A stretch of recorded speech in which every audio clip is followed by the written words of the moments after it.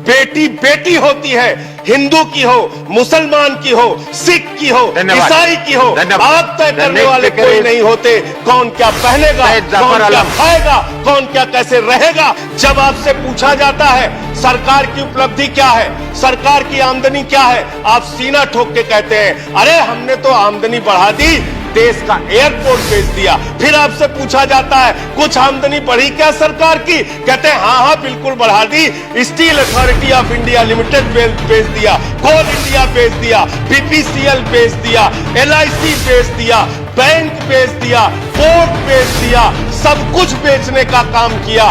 ये आपका make in India है, ये आपका डिजिटल इंडिया। एक ही सरकार से अनुरोध करना चाहूंगा कि अपना ध्यान देश की तरक्की पर लगाइए, देश को आगे बढ़ाने पर लगाइए। और मैं इस बजट पे और इनके डिजिटल इंडिया पे राजीव जी की एक कविता है, वो एक बड़े अच्छे कवि हैं, उन्होंने लिखा है, वो सदन के सामने सुनाना चाहूंगा। खाओ डिजिटल, गाओ डिजिटल, देश का बैंड बजाओ डिजिटल, रुपया डिजिटल, बैंक भी डिजिटल और सेना का टैंक भी डिजिटल, बच्चे पाए डिजिटल शिक्षा और फिर मांगे डिजिटल भिक्षा, बच्चे पाए डिजिटल शिक्षा और फिर मांगे डिजिटल भिक्षा, डिजिटल डॉक्टर, डिजिटल गोली, डिजिटल ईद और डिजिटल होली, डिजिटल सड़क पर डिजिटल कार, डिजिटल संसद और सरकार, डिजिटल खेत में करो किसानी, डिजिटल खाद और डिजिटल पानी, डिजिटल दूध और डिजिटल गाय, डिजिटल चीनी, डिजिटल चाय, भर के खाओ डिजिटल रोटी। मान्यवर इन्होंने कहा है कि 60 लाख नौकरियां देंगे। मैं पूछना चाहता हूं, आपने तो स्वयं स्वीकार कर लिया, पहले तो आप 2-2 करोड़ करके लोगों को मूर्ख बनाते रहे और अब आप खुद स्वीकार कर रहे हैं कि 2 करोड़ आपके बस की नहीं है, अब आप 60 लाख नौकरियां देने की बात कह रहे हैं। और आप नौकरियां कैसे दे रहे हैं नौजवानों को मान्यवर?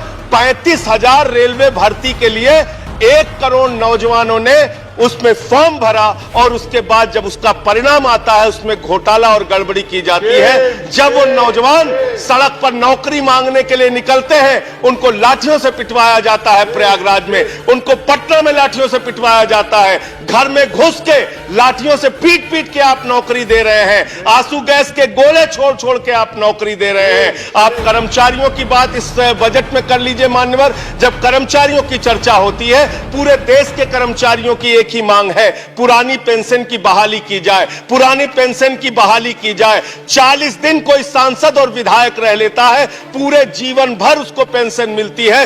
40 साल कोई कर्मचारी नौकरी करता है, उसकी पेंशन आपने खत्म कर दी। पेंशन तो छोड़िए, टैक्स के राहत की उम्मीद थी कर्मचारियों को, आपने इस बजट में वो भी नहीं दिया। इसके साथ साथ मान्यवर आपने इस बजट में किया क्या है? 22 तक सबको घर देने की आपकी योजना थी, वो 22 तक घर देने की योजना भी पूरी तरीके से जमीन पर उतर के नहीं आई, वो भी फेल साबित हुई। जब आपसे पूछा जाता है सरकार की उपलब्धि क्या है, सरकार की आमदनी क्या है, आप सीना ठोक के कहते हैं अरे हमने तो आमदनी बढ़ा दी, देश का एयरपोर्ट बेच दिया। फिर आपसे पूछा जाता है कुछ आमदनी बढ़ी क्या सरकार की, कहते हैं हाँ बिल्कुल बढ़ा दी, steel authority of India limited बेच दिया, कोल इंडिया बेच दिया, बीपीसीएल बेच दिया, एलआईसी बेच दिया, बैंक बेच दिया, पोर्ट बेच दिया, सब कुछ बेचने का काम किया। ये आपका मेक इन इंडिया है, ये आपका डिजिटल इंडिया। मान्यवर मैं खत्म कर रहा हूं मान्यवर, मैं मनरेगा की आप बड़ी पीठ थपथपाते हैं अपनी, मनरेगा की चर्चा बहुत होती है, मनरेगा का बजट आपने खत्म कर दिया, खाद की सब्सिडी आपने कम कर दी। अंत में आपके माध्यम से एक ही सरकार से अनुरोध करना चाहूंगा कि अपना ध्यान देश की तरक्की पर लगाइए, देश को आगे बढ़ाने पर लगाइए। बेटी बेटी होती है, हिंदू की हो, मुसलमान की हो, सिख की हो, ईसाई की हो, आप तय करने वाले कोई नहीं होते कौन क्या पहनेगा, कौन क्या खाएगा, कौन क्या कैसे रहेगा, कौन। जाफर इस्लाम, आई एम सॉरी, प्लीज।